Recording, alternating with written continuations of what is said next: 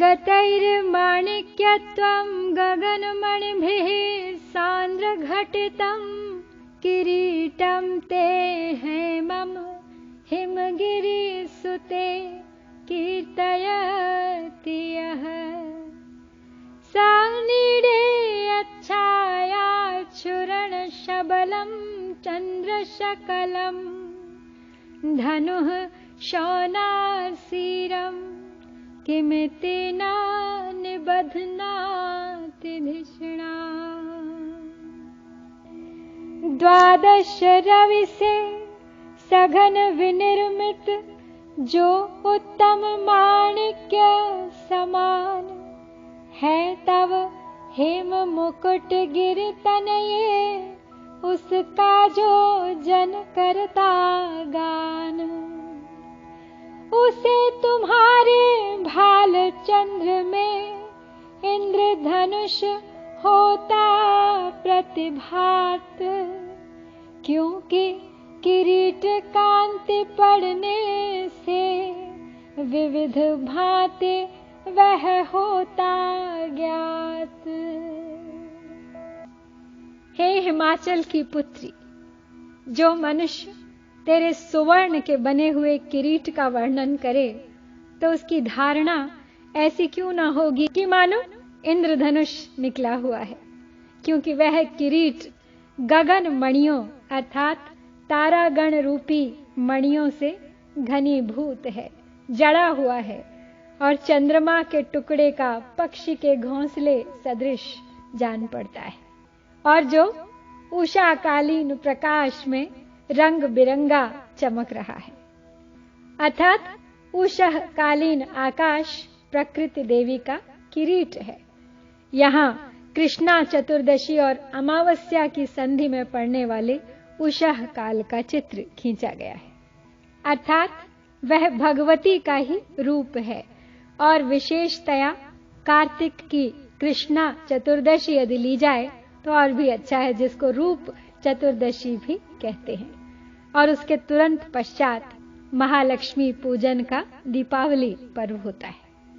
सौंदर्य लहरी के इस 42वें श्लोक के साथ हम आनंद लहरी से आगे बढ़कर सौंदर्य लहरी के दूसरे भाग परम आह्लाद सौंदर्य लहरी में प्रवेश कर रहे हैं।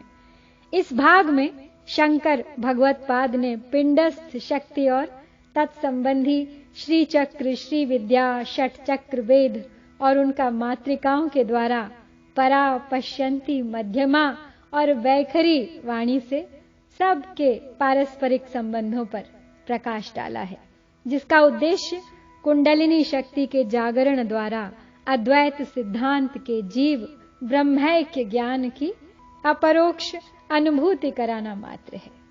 इस भाग को हम पिछले ग्रंथ की यानी आनंद लहरी की आत्मा कह सकते हैं।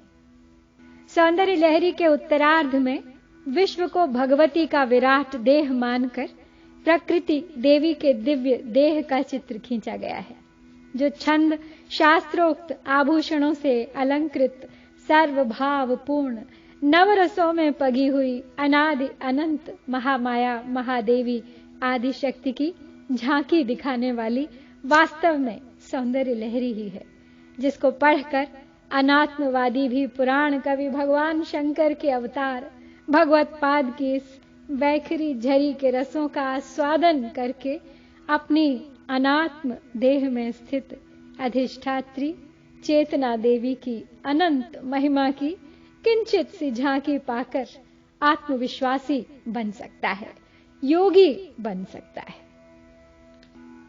ओ शिवे, daughter of the king of snow-clad mountains, your golden crown closely embedded with gems shines like 12 suns, which derive the color of ruby from it. Will not the intelligent one who sings your praise see this reflection as the rays of a moon causing rainbow? This verse talks about her crown, which is fully embedded with precious gems. These gems are closely embedded on gold, leaving no space between them. The rays emanating from these gems appear like 12 suns known as Dwadashaditya. It is believed that there are 12 suns, each shining for a month in rotation. Astronomically, for every calendar month, a sun presides over. The rays emanating from her crown appear as if all the 12 suns appear simultaneously, deriving the qualities of the gems embedded in her crown. It is also said that these 12 suns, unable to have her glimpse from close quarters, have taken the forms of precious gems and have adorned her crown, and thus have the benefit of worshipping her perpetually all the time. Bhagavad Pad Shankar looks at her as an embodiment of compassion and grace. In spite of 12 suns adoring her crown, the great poet, who is totally devoted to her, visualizes moon, which is of cool nature, as opposed to the extreme heat of 12 suns. And when Shankaracharya speaks about rainbow, it means the 6 psychic chakras and Sahasrar, as the chakras have the colors of the rainbow, Vibgyor, beginning from Sahasrar to Mooladhar. After having immersed in the bliss caused by the first part, the aspirant's Kundalini has ascended to Sahasrar, activating all the chakras below. So when he speaks about moon, he could be referring to Bindu in Sahasrar, from which the nectar drips down into throat during meditation. Beginning from this 42nd verse of Saundara Lahari, Shankaracharya describes Parashakti's gross form. First section described her subtle forms, and this portion of the scripture is known as Paramalhar Saundara Lahari. Basically, this section will be helpful only to those who are not able to meditate on her formless form. So there is another view also that this part is meant only for those who have just entered spiritual paths, setting aside all the rituals. It is believed that they cannot easily contemplate on her, and in order to help them, Shankaracharya has authored the second part known as Saundara Lahari. Waves of beauty, and some of these verses are too secretive and intimate in nature. So naturally a question arises as to how a great Advaita saint like Shankaracharya could describe her feminine beauty so deeply. It is only the mindset of the aspirants that count and the way they perceive her. And any misperception here will indicate the immaturity of the aspirant. For him there is no difference between wealth, women, logs and stones. He considers everything as Brahman. अब 9 बार इस श्लोक की पुनः आवृत्ति करते हैं और आज का पाठ संपन्न करते हैं। गतैर्माणिक्यत्वं गगनमणिभिः सान्द्रघटितं किरीटं ते हेमं हिमगिरिसुते कीर्तयति यः सानिडेयच्छायाच्छुरणशबलं चन्द्रशकलं धनुः शौनासीरं किमिति न निबध्नाति धिषणा। गतैर्माणिक्यत्वं गगनमणिभिः सान्द्रघटितं किरीटं ते हेमं हिमगिरिसुते कीर्तयति यः सानिडे यच्छायाच्छुरणशबलं चन्द्रशकलं धनुः शौनासीरं किमिति न निबध्नाति धिषणा। गतैर्माणिक्यत्वं गगनमणिभिः सान्द्रघटितं किरीटं ते हेमं हिमगिरिसुते कीर्तयति यः। सनीळे यच्छायाच्छुरणशबलं चन्द्रशकलं धनुः शौनासीरं किमिति नानिबध्नाति धिषणा। गतैर्माणिक्यत्वं गगनमणिभिः सान्द्रघटितं किरीटं ते हेमं हिमगिरिसुते कीर्तयति यः।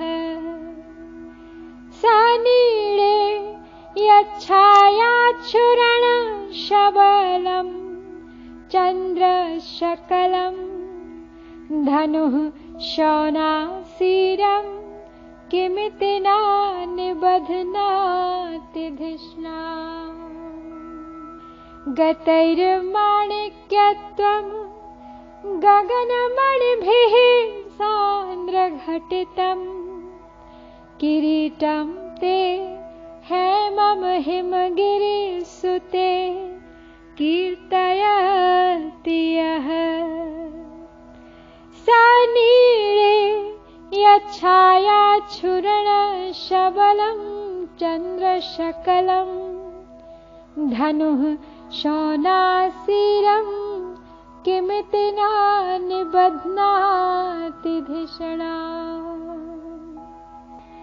गतैर्माणिक्यत्वं गगनमणिभिः सान्द्रघटितं किरीटं ते हेमं हिमगिरिसुते कीर्तयति यः। सनीळे यच्छायाच्छुरणशबलं चन्द्रशकलं धनुः शौनासीरं किमिति नानिबध्नाति धिषणा। गतैर्माणिक्यत्वं गगनमणिभिः सान्द्रघटितं किरीटं ते हेमं हिमगिरिसुते कीर्तयति यः। सनीळे यच्छायाच्छुरणशबलं चन्द्रशकलं धनुः शौनासीरं किमिति नानिबध्नाति धिषणा। गतैर्माणिक्यत्वं गगनमणिभिः सान्द्रघटितं किरीटं ते हेमं हिमगिरिसुते कीर्तयति यः। सनीळे यच्छायाच्छुरणशबलं चन्द्रशकलं धनुः शौनासीरं किमिति नानिबध्नाति धिषणा। गतैर्माणिक्यत्वं